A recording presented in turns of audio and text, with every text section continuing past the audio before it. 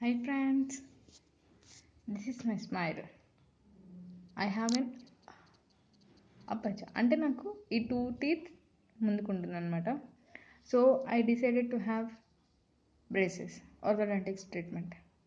చాలామందికి మనకి చాలా భయంగా ఉంటుంది అనమాట. ఆర్థోడాంటిక్స్ అంటే ఎలా ఉంటుంది ఏంటి అని చెప్పి, చాలా పెయిన్గా ఉంటుంది, 2 teeth ఎక్స్ట్రాక్షన్ అవుతుంది. So I decided what it may be. I want to have my smile, good smile. So నేను ఆర్థోడాంటిక్ ట్రీట్మెంట్కి రెడీ అయ్యాను. And I want to share everyone. నేను చాలా భయపడ్డాను ఫస్ట్లో, అసలు ఈ ట్రీట్మెంట్ గురించి తెలియనప్పుడు ఎలా ఉంటుంది ఏంటి అని చెప్పి. సో నాలా భయపడే వాళ్ళకి ఆర్థోడాంటిక్స్ ట్రీట్మెంట్ గురించి నేను నా ప్రతి స్టెప్ వాళ్ళకి షేర్ చేసుకోవాలనుకుంటున్నాను. So everyone can feel better. Orthodontic treatments it depends on others అనమాట. నాకు ఓన్లీ ఈ 2 teeth అప్పర్ ఉన్నాయన్నమాట. కొంతమందికి ఒక పన్ను కింద ఇంకొక పన్ను అలా చాలా ఉంటాయి. So depends on that case అనమాట. So my doctor doing my treatment very fastly. I have extraction over here and another extraction over here. 2 extractionకి నాకు alternate daysలో ఒక వన్ డే ఎక్స్ట్రాక్షన్ అయింది, నెక్స్ట్ డే వదిలేసి next day I have another extraction. And after 1 week of gap, my doctor called me and I have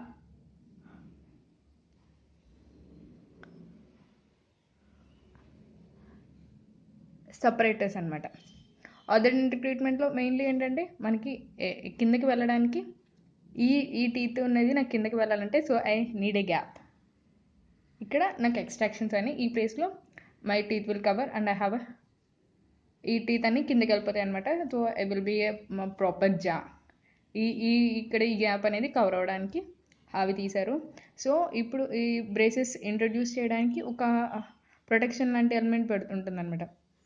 ఆ teeth మనకి ఒక hook నుండి ఇంకో హుక్కి మనం ఎలా అడ్జస్ట్ చేసి మధ్యలో మనం బట్టలు ఆరేసుకున్నట్లు ఒక తాడు నుండి ఇంకో తాడికి ఎలా అయితే మనం మేకుకి వేస్తామో అలాగా ఒక ఫెన్స్ లాంటిది మనకి ఇక్కడ వేస్తారనమాట.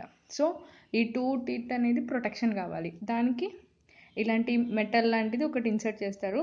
సో మన టీత్కి మధ్యలో గ్యాప్ అనేది రావడానికి ఒక 2 days ముందు నాకు నిన్న అపాయింట్మెంట్ ఇచ్చారనమాట.